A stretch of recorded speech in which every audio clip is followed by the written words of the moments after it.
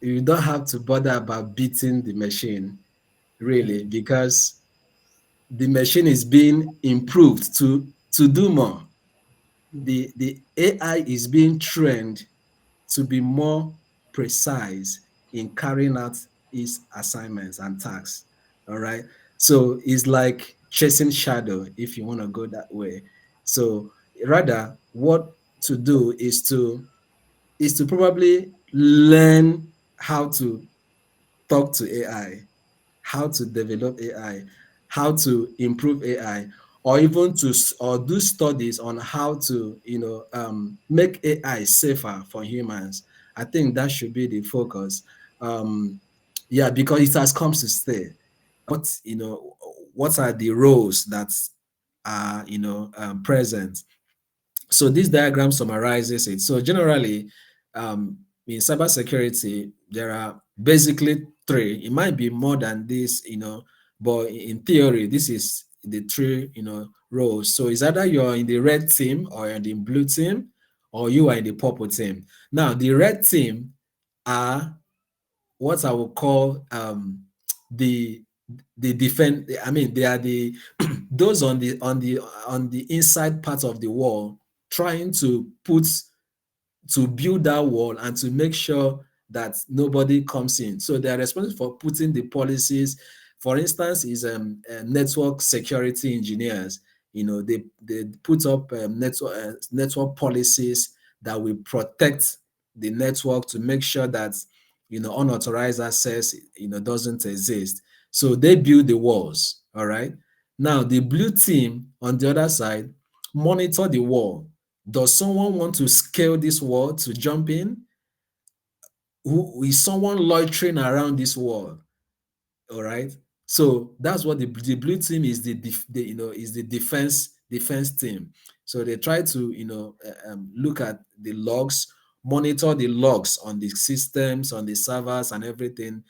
Trying to identify patterns. Is there a pattern of some a particular IP address that is consistently trying to gain access? Who is unauthorized, right? So that's the blue team. And then so they are like the detectives, all right. So I think I it's more like my favorite side, though I do both red team and blue team, all right. So then the purple team more like coordinates these two. So that's where the policies and the compliance comes in. And there's something called the GRC, governance, risk, and compliance. So that's an aspect of cybersecurity that is very cool, I must say. Yeah, it has to do with knowing the making sure that organizations are keeping to security standards. So that's for that. Then I also I'm able to break down further here the career options that are available in cybersecurity. So under the red team, which is the offensive. So you can have penetration testers, you know, you can also have a network security engineers, and the relevant certifications in that area could be the CompTIA Security Plus or GIAC certifications. Then the blue team, which is the defensive side, you can have what is called SOC, which means security operations center analyst. All right. So, like I mentioned earlier, they keep an eye on the systems and to check to make sure that there is nothing suspicious going on that could escalate to unauthorized users having access. And then the purple team, like I mentioned, has to do with risk and compliance, and that's where cyber law comes in. A friend was talking to me yesterday that the younger brother is interested. He is a lawyer and he's interested in getting into cybersecurity. I said to him, I said, hey, yeah, of course, cyber law is one area that would be a good fit for him. Okay, so I also went ahead to put together this table here, specifying the relevant areas of cybersecurity and the resources we can use to get started. I have the links put down here, and even how you can take the exams.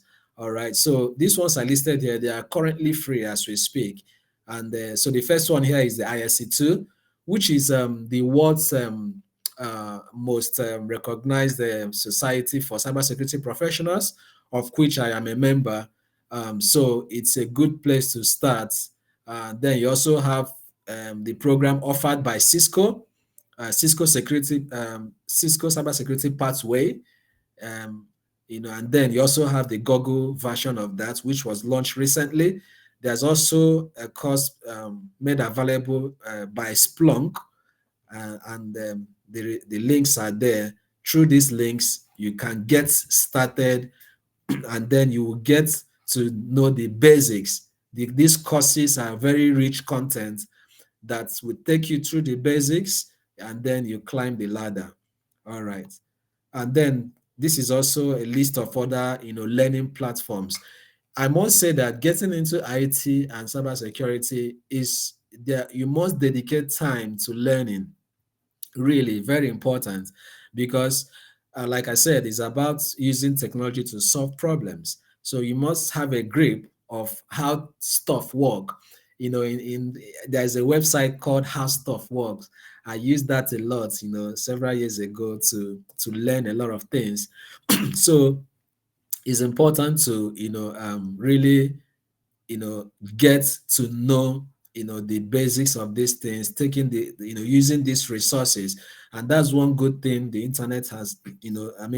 Access to the internet. There are a lot of content that one can leverage on to gain this knowledge. So it's very important. All right. So, and then I added this as an extra, which is personal cybersecurity tips. Like we said in the beginning, our lives have become dependent on technology, on IT, our resources, and that are all available. So for our mobile devices, it's always good to protect it with a personal with a PIN or biometrics like fingerprint, facial scan, and the rest. This is important because your phone has become more like uh, like the repository of your personal information. Even your banking application is there, your emails and everything, even your pictures, they are all on your phone. So you may want to get them protected. And then, of course, mobile apps are all there. It's always good to download this app from known sources instead of downloading from unknown sources, right? For instance, if you're an Android user, it's always good to download from Play Store. All right. So the reason for this is because there are applications that are used for sharing applications. All right. So there are applications that you can use it to transfer an app to another user. So it's not a safe thing to do because the app you're transferring, of course, may not be the most recent version, and it could be a compromised application. All right. So, and it's good to always activate encryption and remote wipe. This really was useful for me. A couple of years ago, I lost my mobile device, and but with this feature, I was able to track it. Though I couldn't recover it back, but I was able to do a wipe. I did a remote wipe on the phone. All right. So at least all my personal information, wasn't exposed. All right. And then accessing the internet through the browser. So it's always good to have a closer look at, the website address, the host name, or, the domain name, right? So for instance, here we have an example of Twitter. So it's good to just have a closer look because you can have a compromised website that looks exactly like Twitter. All right. So, and you could have a double R at the end instead of one R. All right. So these are things that are going on. And again, it's always good to look at for this padlock icon. It shows that the website is running something called SSL, which is used for encrypting the data that is exchanged over the internet through this website. So it's good to have a look at those. And then talking about passwords, I know is always a debate and then a concern for everyone. There are loads and loads of online applications and resources and websites and portals that we all have to log in into. Yeah, and of course, most of them have to use passwords, right? So it's good to make the password a little difficult for someone to guess, but easy for you to remember. There's something the UK's NCSC, that is the United Kingdom National Cybersecurity Center. There's something relating passwords that that they've been pushing lately, and that is the idea of not just using a combination of numbers and alphabets for passwords, but using random words, three random words. All right. Combining those three random words, that way the length becomes long enough. And again, it becomes easy for the user to remember. Okay, so because the research has found out that by the time people use combination of numbers and alphabets and a strict length, saying okay, the password length should be minimum of 8 or so, somehow the cyber criminals have found a pattern of how people create their passwords. So, but the use of the random numbers, the passwords are lengthy enough, and again, it's easier for people to remember. Okay, then social engineering. This is the one of the most challenging areas in cybersecurity, these days. The reason is because this doesn't care about how strong your password is or how much security you have in place. Rather, this leverages on psychology. So what this does is it it kind of tries to use psychological tricks to get the user to divulge their personal information. That's why you see sometimes you receive a call, and the call you know, will claim to be coming from your bank, and will say, "Oh, you need to update some certain information. To do that, kindly press so so so number on your keypad and then provide your card information and all that." So it's called social engineering, and it's something to really look at for. And of course, social media, we're all on social media. Yeah, it's advised to be mindful of how much of our personal information we put up there. The reason is because the internet never forgets. All right, so some latest tech trends, of course, AI. There you go. All right, today I saw a video on LinkedIn. It's not really something new, but I mean, it's a bar where robots, of course, serve drinks. All right, so I mean, it's not new as if it's new, but that's to tell you how much AI is being, finding its way into different areas. And then, so of course, even in software development now, we have something called no code AI now, so you can be able to generate, some programs without really writing a code. And of course, Chat GPT and Microsoft Copilot. So these are all trending now. So that's AIs, and it has come to stay. All right. So yeah, so that's it. Thank you very much. So at this point, I'll hand over to the moderator and expect some questions, and I'll gladly take them. Thank you very much. Thank you so much for this in-depth information on cybersecurity on an IT space. This last topic that you touched on, this AI and artificial intelligence, machine learning, and all this, there's this conversation or debate that has been going on because people are afraid that their jobs are going to be taken and they don't have a chance to beat the AI machine. What can you tell them, or how can you advise them to improve themselves so that they can beat this machine and still be relevant in their departments or in their workplace? Well, rather, I would say you don't have to bother about beating the machine, really, because the machine is being improved to do more. The AI is being trained to be more precise in carrying out its assignments and tasks. All right. So it's like chasing shadow, if you want to go that way. So rather, what to do is to probably learn how to talk to AI, how to develop AI, how to improve AI, or even or do studies on how to make AI safer for humans. I think that should be the focus. Yeah, because it has come to stay. All right. For instance, the example I gave, a bar in the UK where robots are serving drinks, they found out that they made more profit. Why? Because the robots served the drinks faster. All right. All right. And then with more precision in mixing, probably selecting the right drinks. Okay.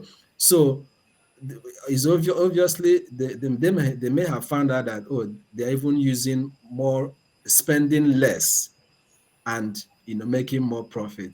So that is not going to change really. So that's what I can say to that.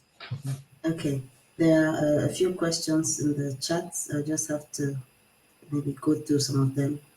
Um, so between cybersecurity and data analytics, which course would you advise one to take up? Okay. So if the question is talking about which one is better, I would say the both are good, right? So it's all about passion, like, or what you have interest in. So they are both are good. Cybersecurity, fantastic. Data analytics, fantastic. So I think it's about just taking one and go with it. In terms of how relevant they are today, both are very much relevant. That's one side to also look at. You want to know, going into this, is this something for the future? Will this be relevant in the next decade? And the answer is absolutely yes. So I would say go ahead with the one that you are okay with and fine with, and just I will see that you will just be able to expand, and you know what, assuming you're going for data analytics, you find out that along the line you will even pick up some cybersecurity knowledge as well, all right, or Hmm. skills that can help you. Okay, so that's what I can say to that. Okay, someone mentioned that I did the Google Cybersecurity Professional course on Coursera, completed Okay, it. However, I feel that I am not ready for a job in cybersecurity. I plan to further in this field. Can you recommend any further studies possible? Any further study possibilities? that's a very practical question, and I took that course as well, all right, so I know what he's talking about, he or she is talking about. And what I can say to you is this: you've really built a solid foundation, I must tell you. I know how rich that course is. I took it. So you have a solid foundation. Now the next thing is that confidence to take up a cybersecurity role. And you're very correct, because the role is practical. You have to solve problems. If, for instance, within the past 2 weeks in my workplace, we've been dealing with email phishing attacks, right? Where we receive emails, and the emails seems as if it's coming from the head of the organization. But if you look at into the email headers, is a different email, but the name is showing the MD's name, right? So now, these are practical things. So what I would say is this: move on to doing something called cyber challenges. There are online platforms that offers that. An example is one called Try Hack Me. Try Hack Me. So Try it hack me. yes, Try Hack Me. That's the name. Okay. So I used it, and I would recommend it, right? So with that platform, amongst several other ones like that, it takes you through. a practical scenario. So it's a course as well, but it takes you to practical scenarios as if you are a cybersecurity analyst of an organization. So it will present you with a fictitious scenario of being the cybersecurity analyst and give you, incidents that has happened, and then you're able to now walk through and solve the problems. So it's not a free service, really. So it's paid, but there's a trial of it. Okay, so then along the course you have to pay, but it's not quite expensive. So I would recommend you do that. By the time you do lots of that, you will gain the confidence to go ahead and take up a cybersecurity role. I think it also has something to do with this confidence that you have mentioned, also with those who are studying data analytics, because it needs consistent practicing for you to That's be right. good at analyzing the data correctly and seeing through the information that the data is trying to tell, the story that the data is trying to tell. That's right. So there's this, for a complete novice, which course would you recommend to start? For somebody who doesn't even have any idea. Exactly. So it was part of the content I shared during the presentation. Um, Yeah. so one of them is the one called, if I should remember that now. So that's the one called Cisco For all Networking those, Essentials. mhm. Cisco Networking Essentials is a good place to start for someone coming from an entirely different background that isn't IT. For instance, if you're coming from, let's say, accounting, or you're coming from, let's say business administration or things like that. So with that, it can help you to get on, as well as the Google IT support professional certification is a good place to start as well. It helps you to, it just takes you through the fundamentals of IT. Yeah. Okay. So I think there's a question.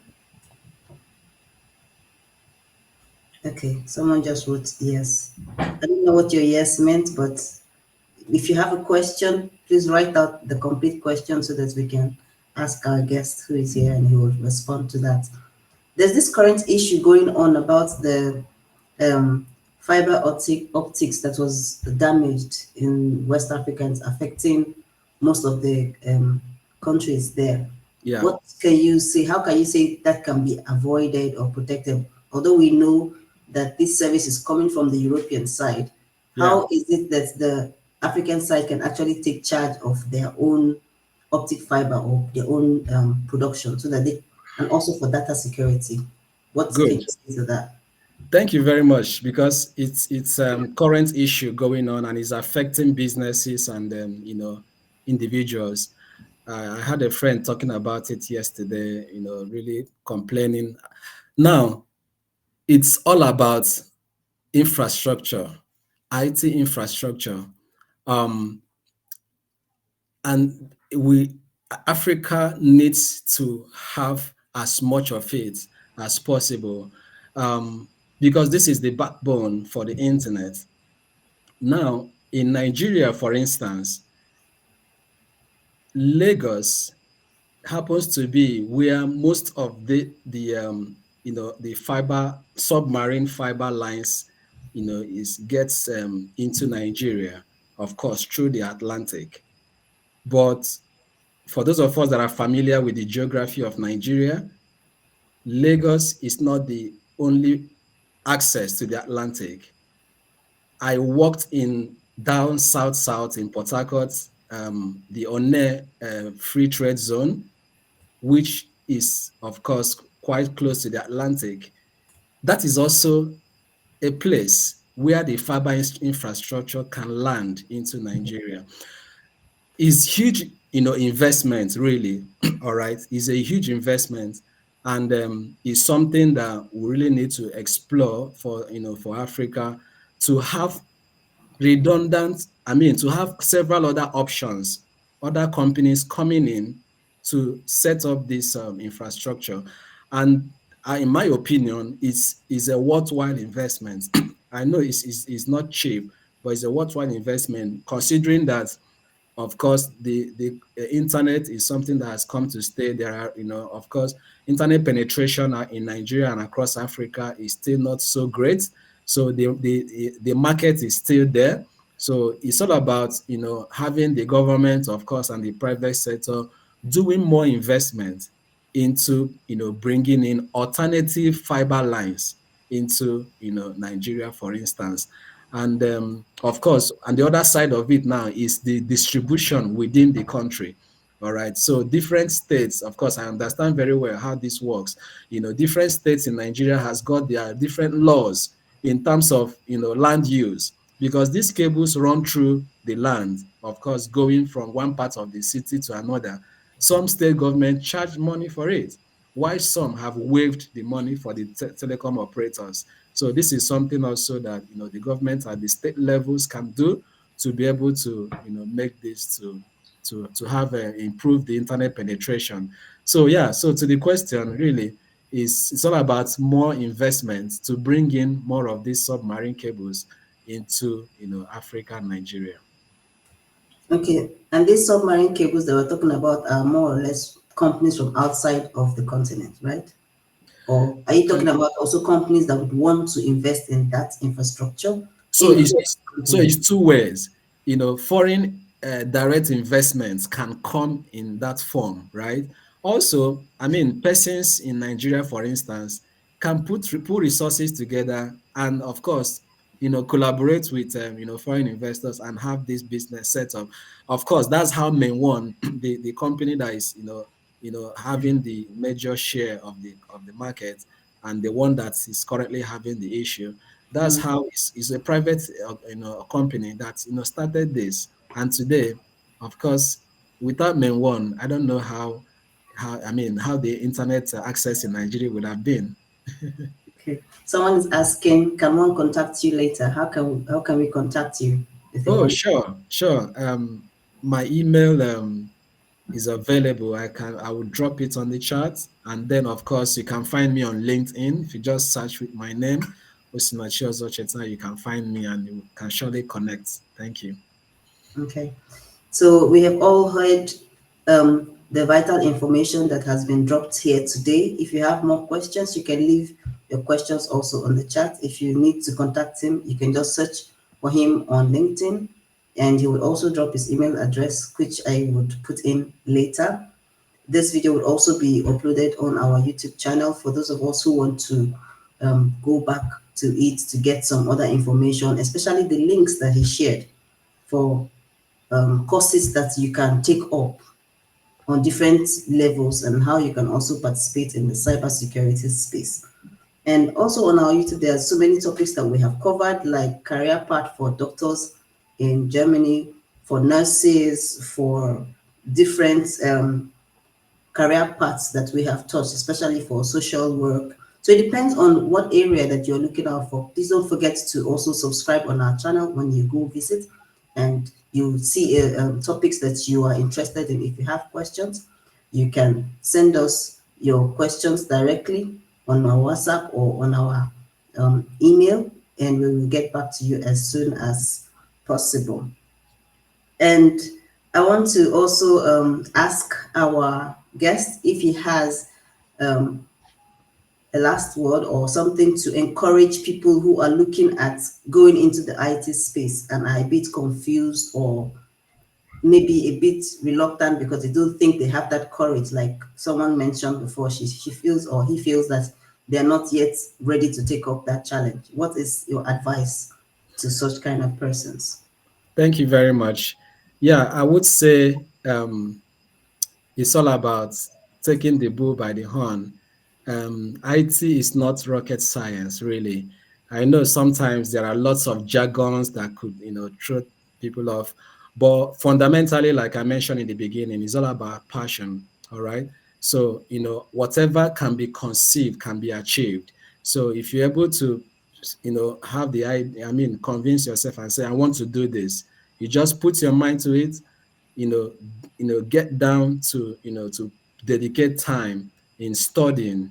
I tell you, you will really get, you'll be amazed to the level you will get to. And I would tell you that with IT, everything is possible. That this was one of, something my boss said to me early in my career. He said, with IT, everything is possible. And that's true, really. You can solve lots of problems. That's something that can, that can, that's a motivation. That really motivated me. It made me understand that, hey, okay, this IT career I'm pursuing, it means with it, I can do lots of things. And indeed, for the over 14 years I've been in IT career, I've done lots of things with IT. So that's something to get us motivated. It's something that and it's relevant in virtually any field IT applies, because it's a digital age we are in. So I would say give it a go. Dedicate time to studies. Really, you must give time to taking those courses. And I tell you, those courses are very quite interactive. The courses are meant to be very friendly, with lots of graphics and stuff, making it easy to learn. And it's something you enjoy, I tell you. So just give it a go. Those links that I shared, just 30 minutes. For instance, the Google IT support certification, that I talked about, is takes 6 months, ideally. But if you dedicate 1 hour, 20 minutes a day, you can finish that course in 1 week, really. But anyway, it's not about finishing the course, but it's all about understanding it. So, and really, those courses are quite friendly. And there are also forums where you can interact with others, where you can seek for mentorship from others, and also with your peers. You can ask questions, no matter how silly the questions might seem, right? So that's what I would say. Just, it's all about, making up your mind. Whatever can be conceived can be achieved. Thank you. Thank you so much for giving us your time, because I know definitely you're very busy, but you still give us your time to come on the talk show to give us this vital information. And if this information has been vital to you, give us a thumbs up or a heart. And also, you can check it out. For those of you who might not have met this live session, you can always go back and watch it on our YouTube channel. There's also a school for languages for those of us in the diaspora or the continent who would want to teach our children, or you want to learn the language yourself. You can take the opportunity to learn any African language of your choice, ranging from Swahili, Zulu, Yoruba, Twi, and the rest of it. And if you would like to be a guest on our show, you can use this code to reach us, or you can as well contact us by email. And I want to say thank you to all of us who have given ourselves this opportunity to listen and be part of this talk show, and for all the questions that have come in. Someone says, thanks for the information. You are very welcome. And I'm sure Mr. Osinachi is also in a good spirit for all the questions that have come in. And we would like to say thank you all for staying to the end of this talk show, and we'll see us in the next one. Thank you very much and have a nice day. Yeah, Bye for thank you. now. Bye.